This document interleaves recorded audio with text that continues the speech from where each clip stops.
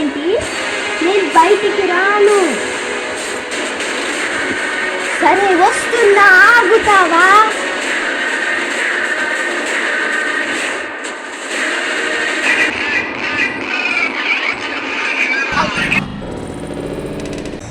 అసలు ప్లేస్ ఏంటి? నేను ఎక్కడికి వచ్చాను? అసలు ప్లేస్ ఏంటి? నాకు భయం అవుతుంది. ఎవరున్నారు? నిజాక ఎవరు ఉన్నట్టు అనిపించింది. అంటే నువ్వేంటి ఇక్కడ? జోష్ నన్ను ఇక్కడ తీసుకొచ్చిందేమో. నన్ను కూడా తీసుకొచ్చిందేమో.